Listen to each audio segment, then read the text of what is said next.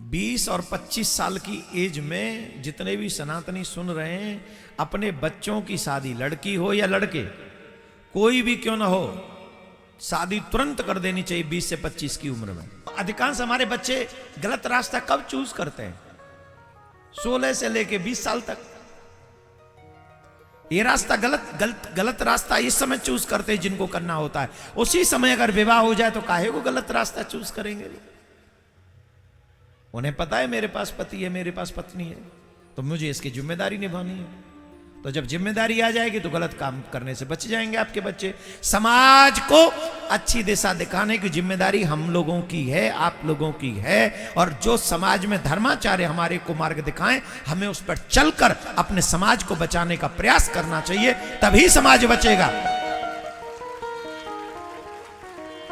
इसी उद्देश्य से वो आकर आप सबके बीच में कथा सत्संग करते हैं, जिससे आप लोगों का कल्याण हो जाए।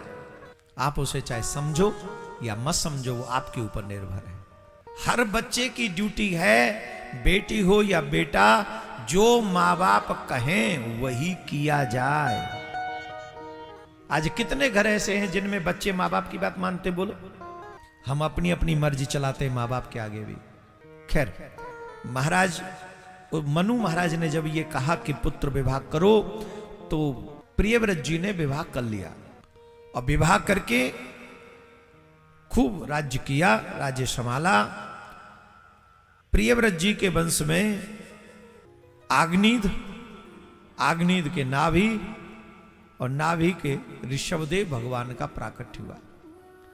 ऋषभदेव भगवान, ये जैन धर्म जहां से चला, ऋषभदेव भगवान, उनके पुत्र हुए भरत।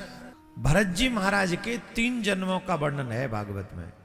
भरत जी महाराज, देखिए एक व्यवस्था है हमारे सनातन में,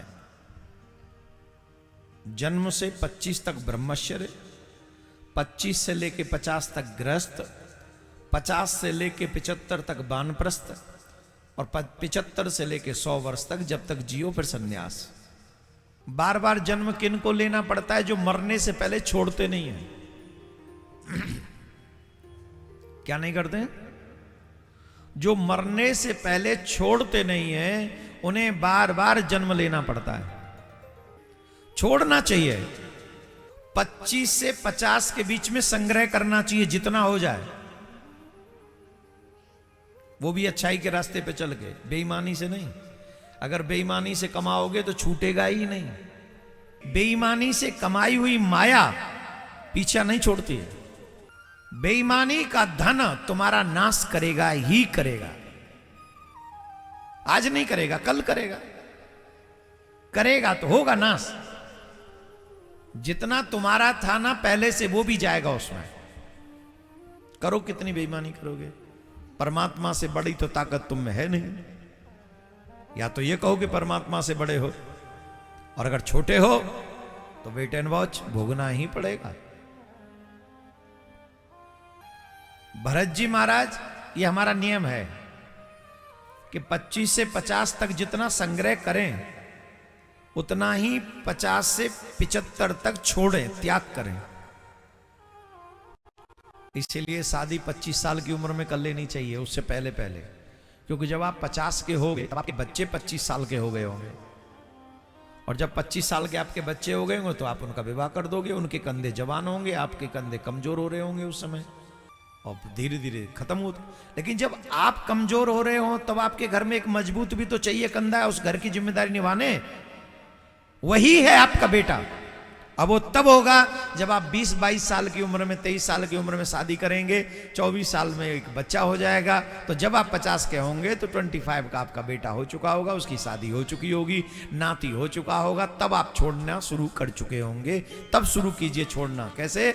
अब बेटा तू संभाल, काम तू देखा कर, खेत तू देखा कर, घर तू देखा कर। बोले आप क्या करोगे? अब हम घर में ही बैठ के अपनी आत्मा को देखेंगे, अपना कल्याण देखेंगे। और हर जवान बेटे को ये कहना चाहिए, बाबूजी डोंट वरी, अब आप छोड़िए, अब भजन कीजिए, अब हम आपका काम करेंगे, आपकी जिम्मेदारी हम निभाएंगे। जवान बेटा, सपूत बेटा उसी को कहा जाएगा।